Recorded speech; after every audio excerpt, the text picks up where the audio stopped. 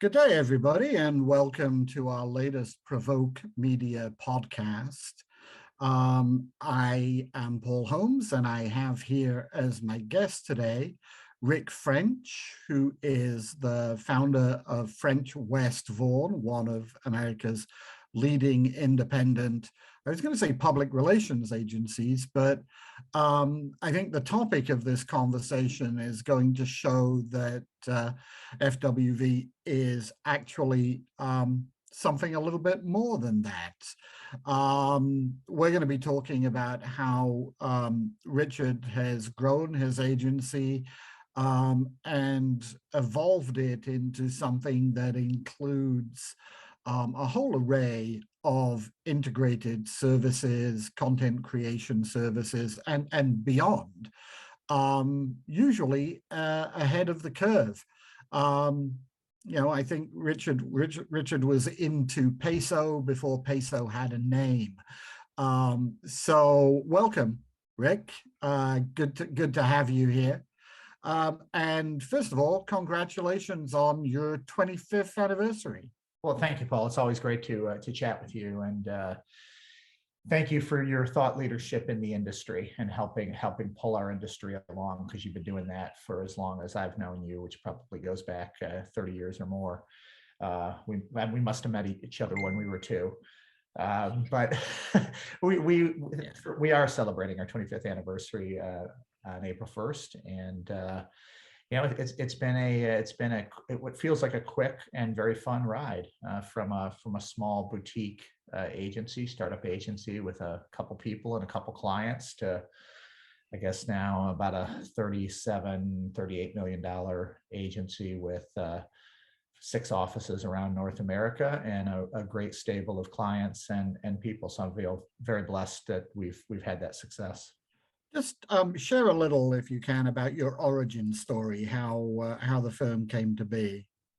So when I first started what was then Richard French and Associates, I was an associate at another Raleigh-based public relations and advertising agency, and at that time, they saw public relations as a below-the-line service, and I saw public relations as leading the conversations. And I had risen to the point of overseeing both the advertising and the public relations side of the business, and the founders were uncomfortable with the growing influence and dominance of PR because they were old-time ad guys. And so rather than embracing where the industry was going, they were kind of almost fighting against the evolution of their own firm. And so I thought, well, this is your firm. And so if you don't want to follow where I think the industry is going, I will go out and do my own thing. And I found venture capital backing, which was very unusual at the time,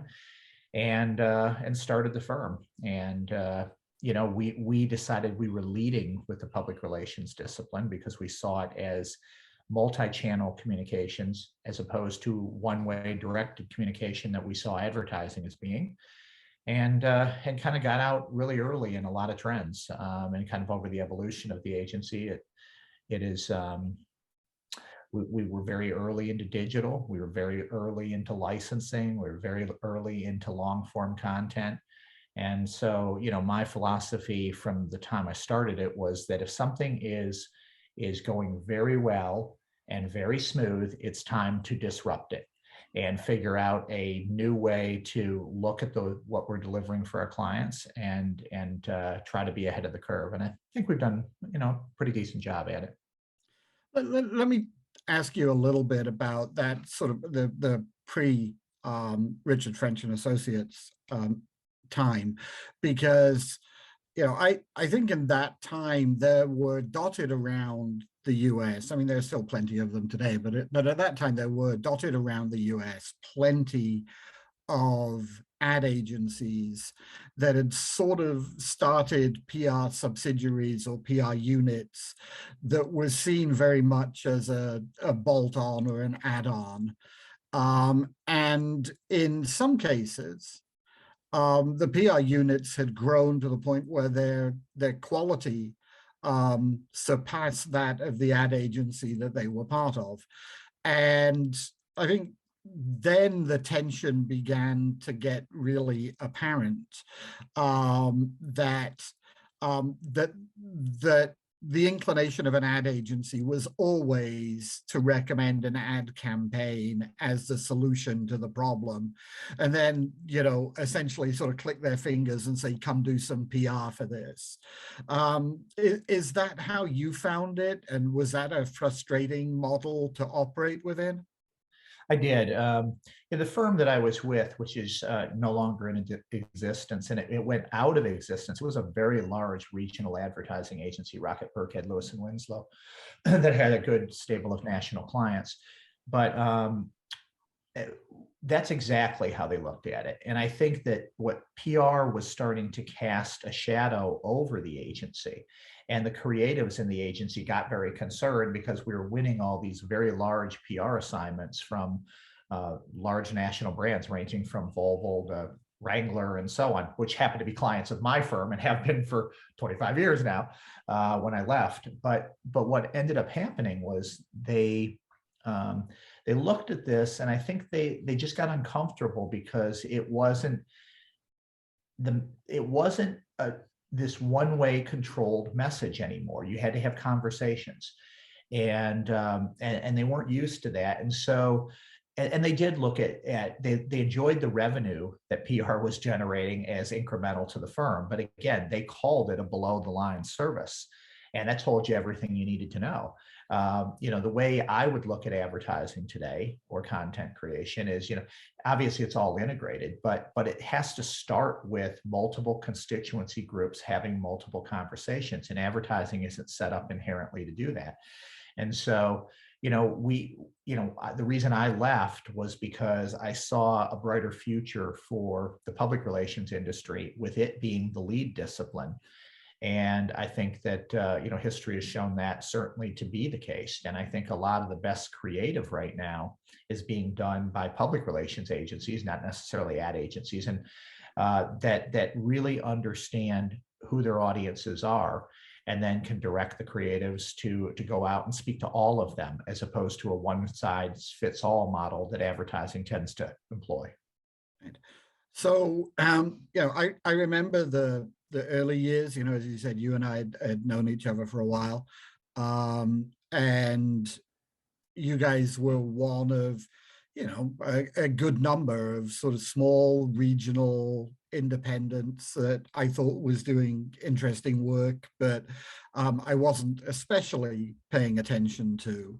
And I think it's fair to say that the first time that you registered in a big way with me was when you did something that I don't think I'd ever seen a firm of your size do before, which was buy an ad agency.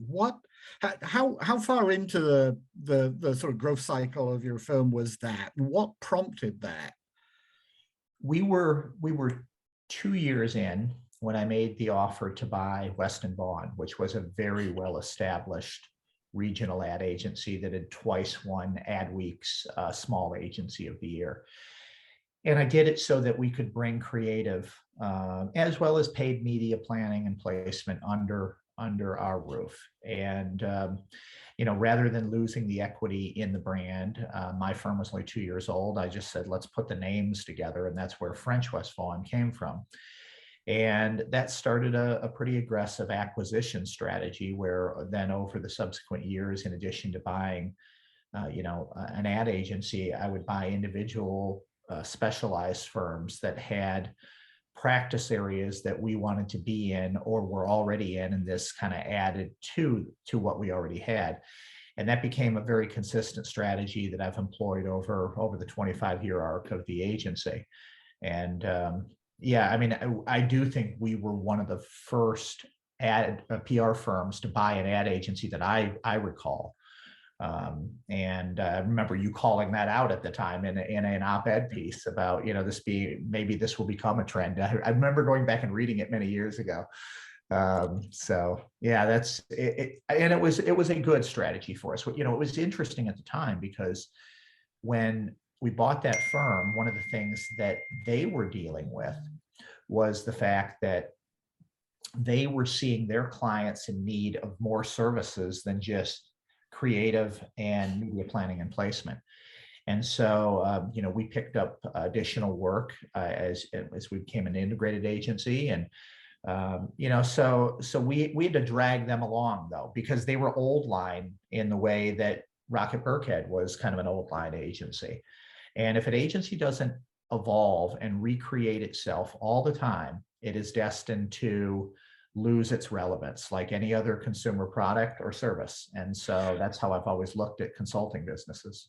So how did you avoid the Rocket Burkhead problem of the culture clash, I don't know, the sort of inherent superiority complex, I don't want to be reductive about it, of advertising agencies and particularly of creatives in an ad agency?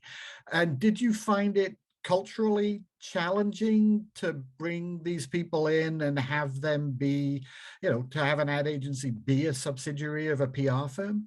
I did. It was a challenge for sure. The people got along very well, and we did different things, but there was a little bit of tug of war as to what was going to be the dominant discipline. And of course, as the acquirer of the firm, I made it very clear where the dominant discipline and how account management would work. What we did very early on is, rather than keep the account teams separate, we merged them together. And we started to cross-train our people so that they understood they were multidisciplinary. And so it became, rather than having to rely on an advertising account manager to recommend strategies that they weren't familiar with, we kind of forced an integration of those teams and working together so that we could take a agnostic view on what the best solution was for a client. And I went back and pointed to our mission statement, which when I created the firm was that we were going to be a discipline neutral agency, even though we were considering ourselves to be a public relations firm. And what that meant, and what I have preached over a quarter century, is that our job is to bring our clients the best thinking and the best solutions to solve their fundamental business problems.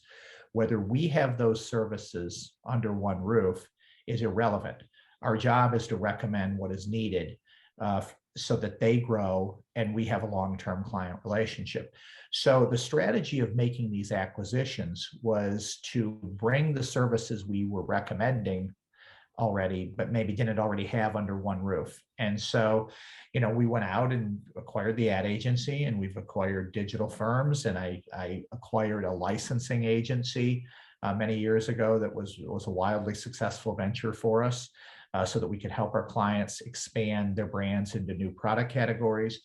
And so, from where I sit, the culture clashes are inherent in an acquisition. They're there every time we do one, because we are all strong-willed people in the industry. We have our own thoughts and ways of doing things. But, when you decide to sell your agency, one of the things that you have to do is embrace the philosophy of the acquirer, whether you really feel comfortable and want to do that or not. That goes with the territory. And so, we figured out, I think, a pretty good way to allow it to work and shorten the cycle for integration. But no question there's always a little bit of chafing. Yeah. I want to get on to the sort of growth by acquisition and the way you've balanced acquisitions with organic growth in a moment. But just to stick with the integrated model that you had once you had French and West and Vaughan, how did you find clients were looking at your model? Did they find it odd that this was a PR agency with an ad agency subsidiary? Were they very open to the idea? Did they not care as long as they got what they were looking for from each part of the business? How did clients respond? In general, they responded really well. The enhanced services were something, even if they didn't immediately tap them, knowing they were there for them was a positive. I think that certain clients put up Chinese walls in some degree, because they'd say, I already have an ad agency or I already have a PR firm.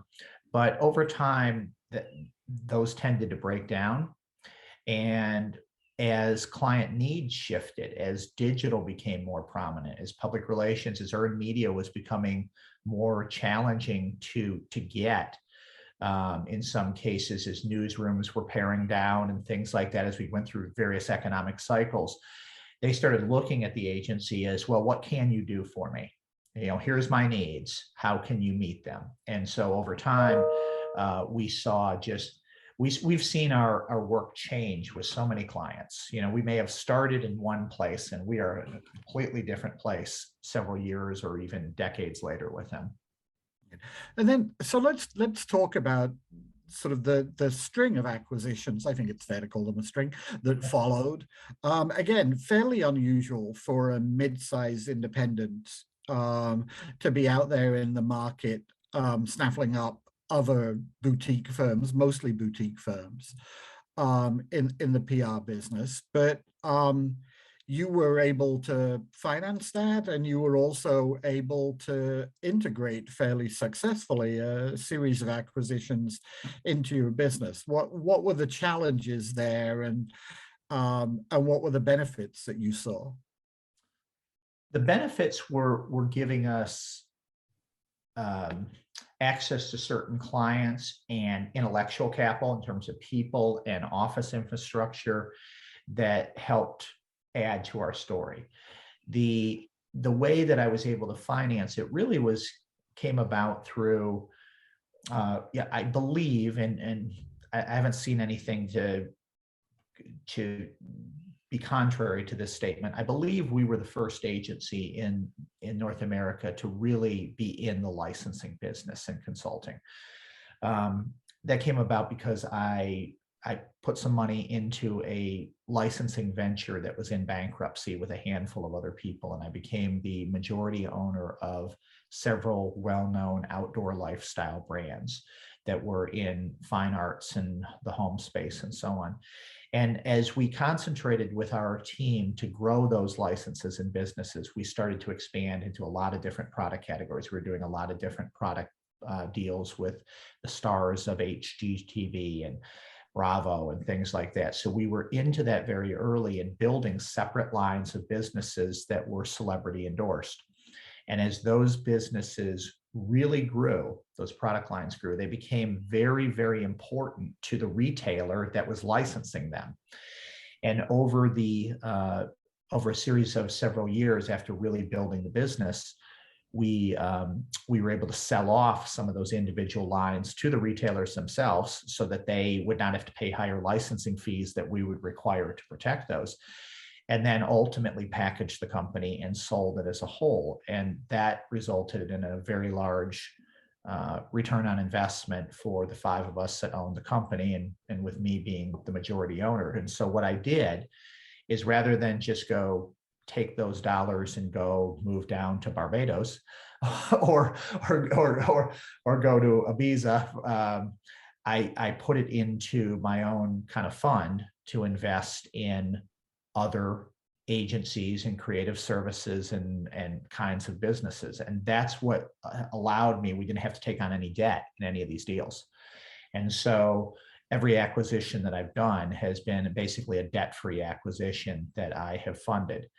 And I look at things every single day. I look at things that will either bolt on to the agency or ways to continue to grow and enhance it. Or in some cases, whether it's, like my minor league baseball team or some of my beauty and cosmetic company that I own with a couple people out in Los Angeles, those are just outside. But even in those cases, there has to be a tie back to French West Vaughan doing work for those companies. So we create clients every time I make one of those investments. And so, everything kind of works hand in glove pretty well. Okay, so let's be fair here.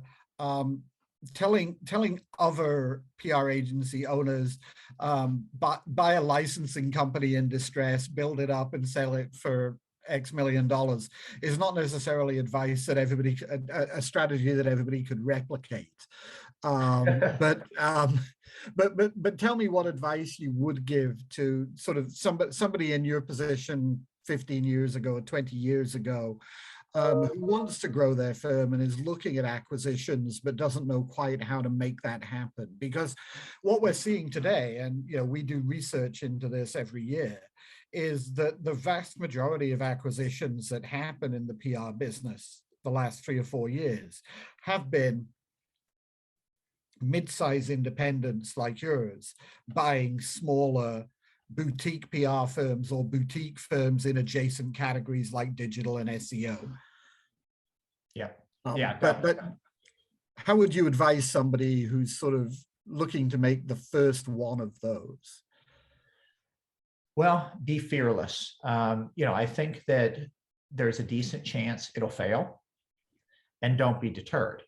When I sold that licensing company, the total proceeds that we collectively received over with the individual sale of the company, as well as the company as a whole, went into the 9 figures, right? So it was a very, very successful exit. I would say that of the firms that we've acquired, there have been some great, great successes. There have been some failures in terms of ones that I feel like, it worked. It might not have been a financial failure, but it wasn't a cultural fit. And there was even one case, and I won't name it, where I gave the firm back to an individual because I just didn't want to be in business with her. And I didn't care about her buying it back. I just didn't want anything to do with the person anymore. So it has to fit culturally. And I think for somebody that where you're making a deal, if it doesn't feel right up front, and everything is about what the founder of that business is going to get from the deal, as opposed to what the deal will do for both your business and theirs. If that isn't the first thing that you're looking for, and the negotiations get very contentious over roles and responsibilities and money and so on, run. Because I have always had the philosophy that you take care of the business first, and the business in turn will take care of you. But so many principals of agencies look at their agency as, well, that's my company. I need to take the first cut, and whatever is left over, I will for my lifestyle, after I support my lifestyle, I'll invest in the company. I see that with the small boutique firms all the time. They can't get out of their own way to think about, they need to sit last as the principal in the trough, the food trough, not first. Do the right thing for your business and it'll grow. But what happens when you negotiate these deals so often is with the boutiques, is they're so focused on what they're going to get in the deal. They can't see the bigger picture of how, if you grow a bigger pie, they're going to get much more. And so when I would advise somebody looking at a deal to really think about that when they're in their conversations and negotiations, so that if philosophically you're not aligned up front, don't waste your time. Doesn't matter how attractive it might look, because when you buy an agency, so many people think they're buying billings, they're buying clients, and they're not. You should be looking at aligning with like-minded people that are as driven as you are to do great work for your clients. Because the reality is, we all know clients come and go, revenue ebbs and flows. And so if you're doing it and you're basing your deal off of an acquisition of revenue and people, well, that's foolish, because that is sand under your feet with the ocean coming in and out, and it's going to move. And the deal can go bad very, very quickly. So it really has to be about having the right philosophy in growing together through whatever business challenges come your way. And if you're not looking at it that way, and both parties aren't, then it's not going to work. Just sort of in terms of when you're looking at a firm to acquire, are you looking for principals who want to stick around and be part of the growth story, beyond earnout? Or are you looking for a good second tier of management that you feel you can incorporate into the business, or what are the priorities in terms of who's going to stay with you? Yeah. I'm never looking for somebody who's looking for an exit strategy. Right. If they're not looking to stay involved in the business and help grow it, they know their markets, they know their clients, then it's a no-go for us. Now, that doesn't mean, look, we're not in the indentured servitude business. So, somebody may choose to go on and want to do something in some arc. And then in that case, we are working together to ensure that that next level of management is there who can effectively run the business. But we're not in the West and Vaughan acquisition. If I go back to that one in the late 1990s, they were looking for an exit strategy in retirement. But that was a very clear up front. They were older, and so we had time to bring in our own people and to get to know the clients. But very often there are people who will say to me, "I'm looking for an exit strategy," and my response will be, "So am I." This isn't for us. And so, but each deal is different, and I would say that it's incumbent upon the acquirer to create incentives for that principal so that they want to stay engaged and active in the business. Because once they don't own their firm anymore and you've acquired it, sometimes their passion for it ebbs, and so you've got to create a structure that is a win-win. Right. And then sort of obviously the ad agency acquisition and then a series of smaller, boutique firm acquisitions was, I think, what flagged you guys to me as an interesting firm to follow and to watch.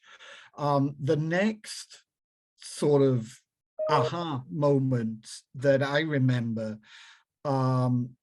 was the work that you did for Wrangler, where you were, and again, if this wasn't a first, it was one of the first that I'd ever seen, where you created a whole TV network and programming for a client. Now, Wrangler had been a client of yours for a long time, but tell me a little bit about how that came to be and what it involved. So I'll take a step back to explain it. We were working with Speedo. And Speedo was this was in advance of the Beijing Olympic Games, where the Speedo laser racer suits were just taking the world by storm, right? That was our product launch. And I had recommended to Speedo at the time, the VP of marketing, that they should take a serious look at the world of Speedo, because people think of Speedo and they think of the small red, bikini style, thing. And they had a much broader brand, where they had a lifestyle brand that was in a lot of different product categories and licensing and things like that. And I recommended that they look at Red Bull TV as a model for what was happening out there with brands controlling their own content channels. And we gave them this big, big idea and strategy for how they could get into that in advance of the Olympics. And they loved the idea, but they just weren't sure how they could execute it. And we said, well, we can execute this for you. And after a lot of discussions, they just couldn't get it funded corporately. So as we were looking at that, I said, what Red Bull was doing was brilliant. And I saw opportunities at the time with one of the licensing company. I had helped create a television show for one of our licenses. It was Dick Idle's Adventures on this outdoor lifestyle channel here in the US. And so we had experience in helping, literally program and curate and produce the shows. And so when Wrangler was looking for new ideas and ways in which to grow its business, because it was selling through traditional retail channels, licensed retailers, and we looked at what they were doing, and they were so big into rodeo, into country music, into NASCAR at the time. We said, there's a world of Wrangler out there, the same way there's a world of Red Bull. And so we brought them the idea, and they had at the time, the parent company had given a challenge grants to the marketing departments of all of the VF-owned brands.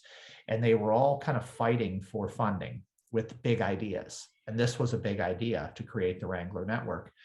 And so it got the support of corporate and the brand, and they said, go do it. And then we created the Wrangler Network, which is now absolutely endemic to their brand because they get so many views. There was a period, and I think it probably, if I went and looked at today's metrics, where we were outdrawing at certain times of the year ESPN, for example.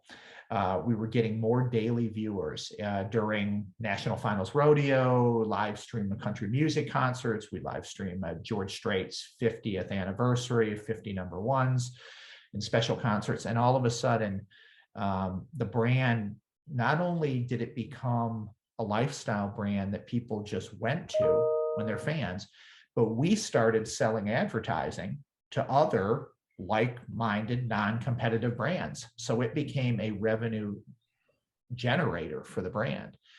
And, the Wrangler Network continues to go very, very strong today. And yeah, we're really proud of what we built for them and with them. Yeah, I mean, I said at the very beginning that, you guys were Peso before there was a name for it. And that clearly was an owned channel that you guys were running that, I think that's still an aspect of the channel mix that a lot of people, and particularly a lot of PR people feel is beyond or outside their scope of expertise. But now that you've been doing all of that, how many of your clients are coming to you now for genuinely sort of channel neutral, media neutral campaigns that are either fully integrated or at least a sort of open-ended briefs, and how many of them are coming to you as a PR agency and then suddenly discovering that you can do all of these other things? Yeah, I think probably most of our existing clients, not all of them, but most of them look at us agnostically as to what we can do and where we fit in their marketing mix. The ones that are new business prospects in many cases come to us for a specific perceived expertise, whether that's public relations or digital social media marketing, advertising, or even now, content creation, because of the, our pre-production subsidiary that's very successful. But I would say that it usually takes a little time and education with a lot of them. I think I've always had the philosophy that it's good to stand for something. And if you're trying to stand for everything, even though we're fully integrated, you stand for nothing. So I am okay with us, and will be forever okay with us, wearing the public relations label as a public relations agency. That's a foot in the door. And then they will then realize the breadth of agency services and scope and what we can offer once we actually have a relationship with them. And it's up to our teams to cross-sell. And so, but once we start working with them, I think there's a lot of aha moments with clients where they're saying, well, can you help us with social? Can you help us create content? And so we're doing a lot of that. And I would say that in many cases today, I might argue social media, digital media is leading most conversations. It's not even public relations. It's certainly not advertising. Even though we do a ton of creative for clients, it is really about social and digital and how to engage with consumers and audiences they want to reach through those channels. Right. And so tell me a little bit about how that part of your business evolved. And I mean, I could quibble with you about whether that is in fact just public relations through another channel, which would be my argument. But clearly it does bring you into competition with different kinds of agencies that come out of, either digital first or social first environments that presumably have a pretty glib line in depositioning PR firms being able to do this. So how have you grown that business and learned to compete in that business? So I think that no, I think you're right. First of all, I do think you're right. I would argue with you that that it is another form of public relations, because you are reaching a very broad set of consumers that have an ability to talk right back to you instantly, and so that is an extension of public relations for sure. And in terms of competitively, yeah, we run up against specialized firms all the time. I think that what we would say is we have, again, we have this discipline neutral kind of approach. So sure, you can align yourself with specialists in particular areas, and you have to manage 5 or 6 agency relationships. Whereas in our case, you have one set of account people and gatekeepers that are trained across multiple disciplines. And if you're just doing business with a digital firm or an ad agency or a PR agency, and that's the only thing they have to sell, then that will be the solution to every problem. And so, from our standpoint, we really play the discipline neutral kind of approach and say, we're consultative to you. Let us look at the problem. You may have a perception that you need this, but that may or may not accomplish your goals. And so we've got a group of really smart people who will look at things holistically and come back to you and offer the best recommendation we're capable of giving you. And in that way, it allows us to compete against the specialist firms. Now, I'd be remiss, I think, if we had this long conversation and I didn't get to one of the most interesting things about Rick French, which is, first of all, you're a successful entrepreneur beyond just the PR and marketing disciplines. And secondly, you've built this second life in and around Hollywood and the movie business. So tell us a little bit about how that came about and how you juggled that with, continuing to be hands-on running a successful mid-sized PR firm. Well, thank you for those kind words, first of all. And yeah, Hollywood is an interesting place.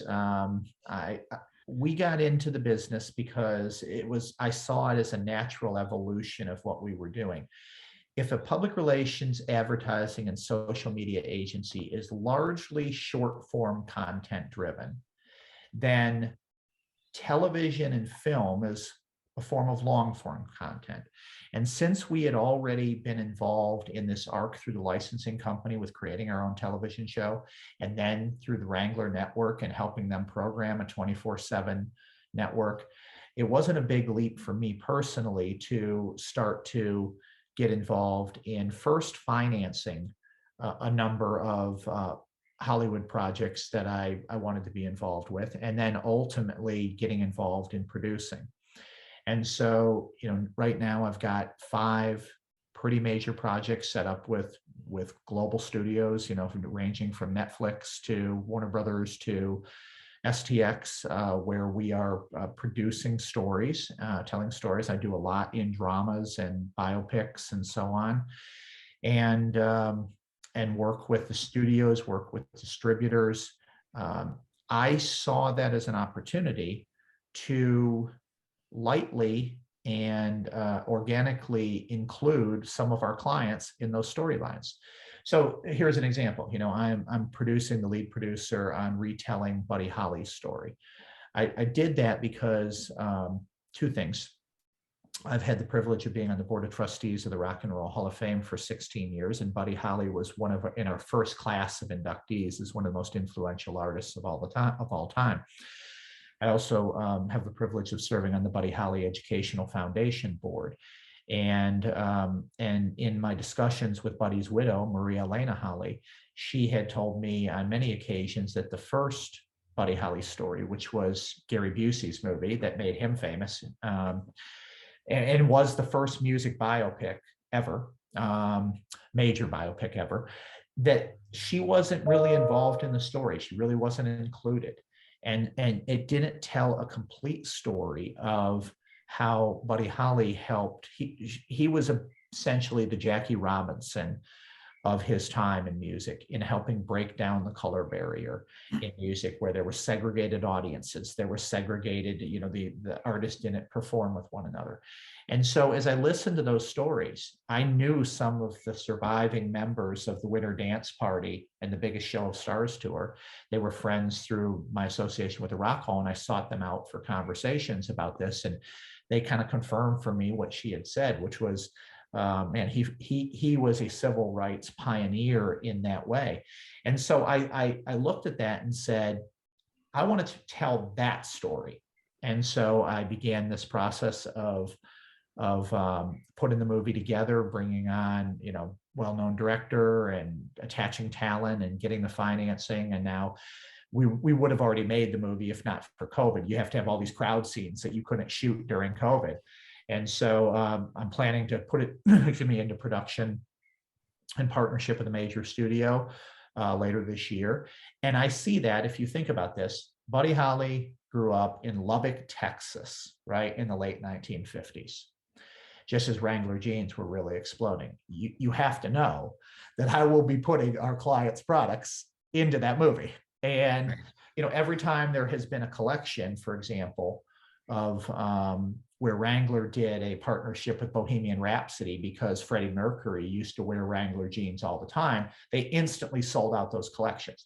Well, just imagine when it's part of, even though you remember Buddy Holly in the black suit and the glasses and things like that. But growing up, he and Waylon Jennings and all that wore Wrangler in Texas. So there will be opportunities like that for our clients in doing product placement deals and so on. So I saw Hollywood as an opportunity to further cement organically what we could offer our clients and getting them involved in film and television production and things like that. And we're doing it. I mean, we're actually doing it and including them, and it'll be subtle.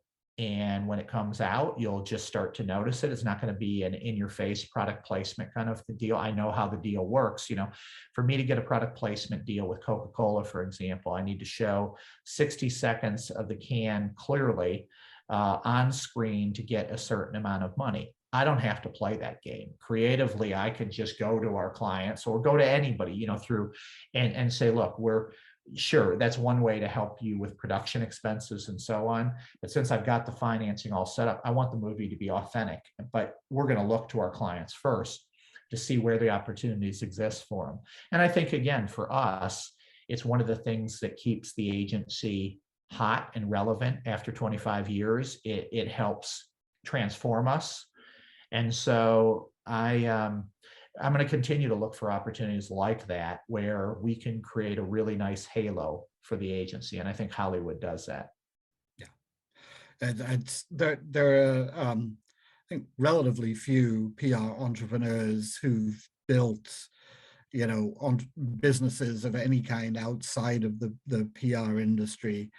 Certainly not, simultaneously with continuing to run their own agency. So that's pretty impressive. It must take some juggling.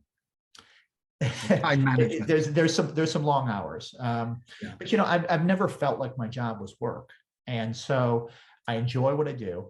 I enjoy the Hollywood part of it. It puts me in contact with some really interesting people. I've got a project right now that Dwayne Johnson and George Lucas and I are doing together for a major network. And so when you're having those conversations with people and engaging, it keeps things fresh. It keeps it interesting. It gives you access to influencers and talent and I'm always looking for ways to figure out how is this going to benefit French West Vaughan, because the agency is still the goose. And so I look at that as with that philosophy that I need to keep taking care of the agency, keep growing it, and that'll create incremental opportunities for all of my people and myself and so on. So I don't mind putting in the long hours necessary to grow the multiple businesses that I'm involved with in parallel. I control my own schedule. My secretary or my administrative assistant does not control my calendar. I don't let anybody put anything on my calendar, and I look at each day and decide this is what I'm going to prioritize today based on needs and deadlines. And that's how I keep some sanity and control of everything that I'm kind of involved with. Great. That's great. We're probably running up against the boundaries of our time here. I will say it's interesting listening to you talk about that sort of the whole entrepreneurial journey. A few years ago, as I was looking at where we were going, I sat down with a lot of people who, and we had discussions about sort of whether I'd created a business or a quote unquote lifestyle business. A company that just allowed me to do the things that I wanted to do. It seems to me that you've managed to do both of those things. You've got a business here that gives you an amazing lifestyle, perhaps a little busier than I would necessarily want to be. But also is a thriving business in its own right. It's certainly, from my perspective, one of the more interesting entrepreneurial journeys in the business that we cover. And I really appreciate you taking the time today to just sit and talk about it. Thanks, Richard. It's a pleasure, Paul. Thank you for that. And if you love what you're doing, it really doesn't feel like work. And so since my investments and my energies are spent around the pillars of essentially media, right, and as an extent of the agency business, entertainment, and sports, those are three areas that if I wasn't working, that's what I would spend my time doing. So if you look at that, being involved with it and producing a music docuseries for a streamer right now, or doing things, putting on a charity concert for one of the charities I'm involved with, and bringing in big name artists, to me, that's not work at all. That's fun. And so, and I get the ability to be part of it, and the gratification of producing something that I'm proud to have my name attached to. And so I think that, you hear that philosophy all the time, right? That if you love what you do, you've never worked a day in your life. Well, that's kind of how I feel about French West Vaughan, and how I feel about the other things. And so I would encourage anybody, that has those dreams and aspirations. It's absolutely doable. It's not going to happen overnight. It's not going to happen magically. You got to work at it. But if you have a big vision and you have a big dream, there will be capital there that follows good ideas. There will be opportunities. There's never a shortage of opportunities for creative people to come up with something unique. And so I'd encourage everybody who's listening to this to just go for it, man. It doesn't, we're not in the rocket science business. You create your own opportunities, and go out and do it. And just like you have done with this publication, and you have created through the evolution of your branding, through what you've done, in creating a really thriving special events business. I mean, you've got something in which you are recognizing the best in creativity every single year, Paul, and you've done it in a way where you've built your business where people really value the recognition that you provide to them, because it helps validate the campaigns that they can merchandise back to clients. So you had a vision as well, and you followed it, and it's been really successful. So thank you for your support of the industry. Thank you for all you've done for all of us, really, in the industry, to shed a spotlight on the work we're doing. And I don't think any of us who really understand how important the trade media is to what we do ever lose sight of the contribution that you and PRovoke, and previously the Holmes reported, that have made to our industry. Well, I appreciate that. I helped very much, as I know you are, by a great team of people around me. Thanks, Rick. It's been good to talk. I think it's been a fascinating journey.